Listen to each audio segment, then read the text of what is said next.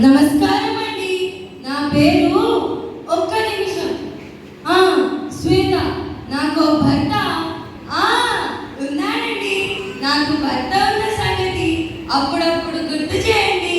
అదేంటి భర్తని గుర్తు చేయమంటుంది? నమస్కారం అండి. నమస్కారం. నా పేరు ఒక్క నిమిషం మోక్షి. నాకు మా అమ్మ నాన్న ఉన్నారని గుర్తు చేయండి. ఈ ఫ్యామిలీ ఏంటి కొంచెం విచిత్రంగా ఉంది. ఏమోయ్, మన ఇంట్లో కొత్తగా అద్దెకు దిగారుగా, వారిని పలుకరించి వస్తా. టిఫిన్ రెడీ చేయి. అలాగేనండి. గజనీ గారు ఏంటండి? ఇల్లు ఎలా ఉంది? బాగుందండి. కష్టపడి కట్టుకున్నాను. ఏంటి? కష్టపడి కట్టుకున్నావా? అవునండి. నా నగలన్నీ తాకట్టు పెట్టేసి ఈ ఇంటిని కష్టపడి కట్టుకున్నా.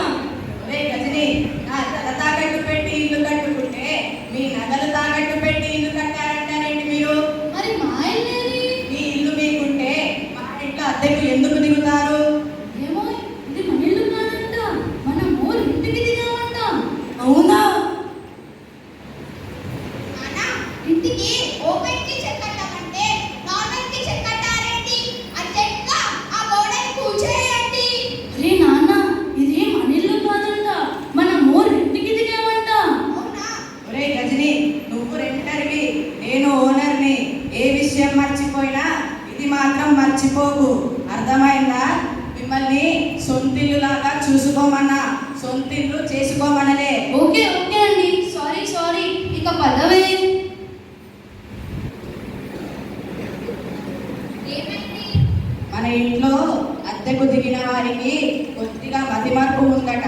మన ఇంటిని పట్టుకుని వాళ్ళ ఇల్లు అనుకుంటున్నారు. ఎలా అనుకుంటారు వాళ్ళు? క్లారిటీ ఇచ్చానులే, పద. ఏంటో రకరకాలుగా ఉన్నారు ఈ మనుషులు. రకరకాలుగానే ఉంటారు. ఏమో, మార్కెట్కి వెళ్ళి కూరగాయలు తెస్తా.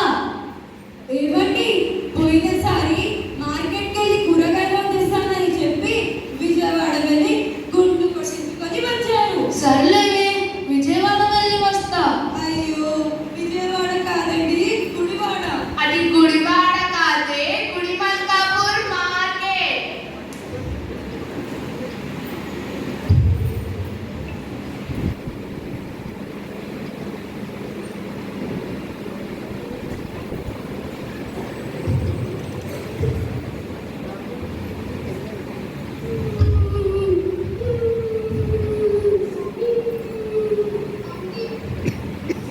ఏంటి బాబు? మా అమ్మ తప్పిపోయిందండి. మీకు ఎక్కడైనా కనిపించిందా? ఏంటి బాబు?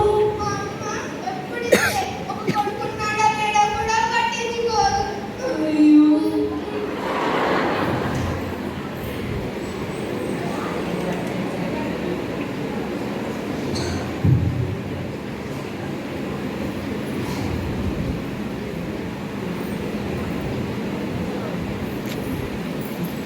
ఇది మన ఇల్లేగా, మర్చిపోలేదుగా.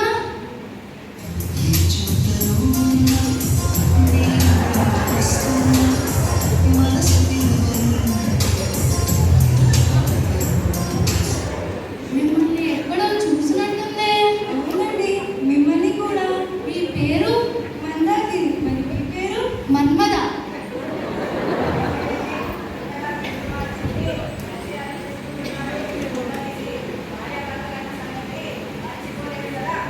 మీరు ఒప్పుకుంటే మిమ్మల్ని పెళ్లి చేసుకుందాం అనుకుంటున్నాను. మా నాన్నగారు ఒప్పుకుంటారో లేదో. అయిపోయింది, వీళ్ళకి పెళ్ళైన సంగతి కూడా మర్చిపోయారు. అమ్మా, నాన్నగారు. మావయ్య, మీరు ఒప్పుకుంటే మిమ్మల్ని పెళ్లి చేసుకుందాం అనుకుంటున్నాను. లేకపోతే జీవితాంతం ఇలా బ్రహ్మచారిగానే ఉంటాను. ఒప్పుకోండి నాన్నగారు, ప్లీజ్. ఏమైంది? వీళ్ళ పెళ్ళికి నేను ఒప్పుకోవాలంట. వీళ్ళకి ఆల్రెడీ పెళ్ళైందిగా. వీళ్ళకి పెళ్ళైన సంగతి కూడా మర్చిపోయారు. నువ్వైనా చెప్పవే. అమ్మా, నువ్వు ఒకసారి లే. అమ్మా, నీకు ఆల్రెడీ పెళ్ళైంది. పెళ్ళైందా? సారీ, నాకు ఆల్రెడీ పెళ్ళైంది. నీకు పెళ్ళి అయిపోయింది.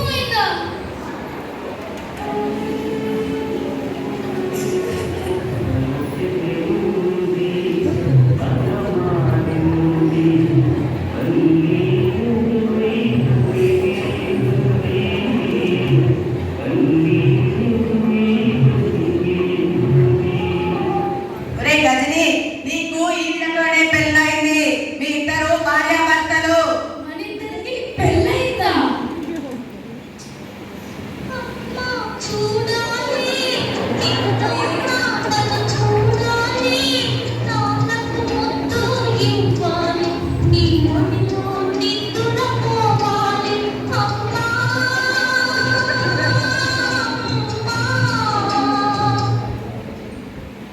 వీడొకడు మతి మరుపు విధవ అమ్మ నాన్నల్ని కళ్ళ ముందే ఉంచుకొని అమ్మని చూడాలి నాన్నని చూడాలి అని తిరుగుతుంటాడు. అంటే మా ఇద్దరికి పెళ్ళైపోయి కొడుకు కూడా ఉన్నాడా? పప్పా పప్పి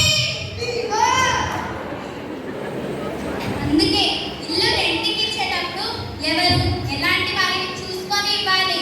వాళ్ళు మంచోళ్ళో కాదో వాళ్ళ బయోడేటా చూస్తే తెలుస్తుంది, కానీ వాళ్ళ బ్రెయిన్ లో డేటా ఉందో లేదో ఎలా తెలుస్తుంది? సరే పదండి, మా చెల్లెలి పెళ్ళి ఉంది, అక్కడికైనా వెళ్ళి వద్దాం. సరే పద.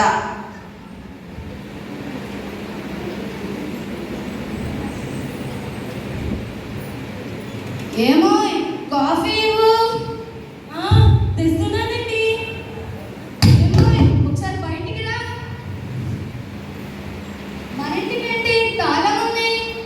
ఈ రెండేళ్ళంతా ఏంటి? వచ్చినప్పుడు బాగానే ఉంటారు, కానీ వెళ్ళేటప్పుడే రెంటే కొట్టేసి వెళ్తారు. అందుకే చెప్తాను మీకు 2-3 నెలల అడ్వాన్స్ తీసుకోమని. మరి ఏం చేద్దాం ఇప్పుడు? టూలెట్ బోర్డ్ పెట్టండి. ఈసారైనా మంచి వాళ్ళకి ఇవ్వండి. ఏంటో ఈ మనుషులు రకరకాలుగా ఉంటారు.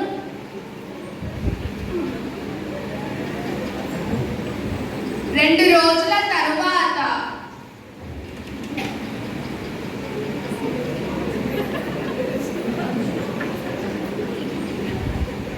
అయ్యో అదేంటి మన ఇంటికి టూలెట్ బోర్డ్ పెట్టి ఉంది? ఇంకెవరు? ఆ మధ్య మార్పు ఫ్యామిలీ అనుకుంటా, వెళ్ళి అడగండి. గజని, ఒరే గజని, మీరెవరు? నేను ఇంటి ఓనర్ని. 2 రోజుల క్రితం అన్ని గారి ఇల్లు అమ్మేసి వెళ్ళాడు. అయ్యో అయిపోయింది, అంతా అయిపోయింది. ఇప్పుడు మేము ఎక్కడికి వెళ్ళాలి? ఇక్కడ ఏడవకండి. ఏంటి బిజినెస్? వెళ్ళండి ఇక్కడ నుంచి. విన్నారా? ఇక్కడ ఏడవకూడదంట. ఏ చెట్టు కింద పడి ఏడుద్దాం, పదండి.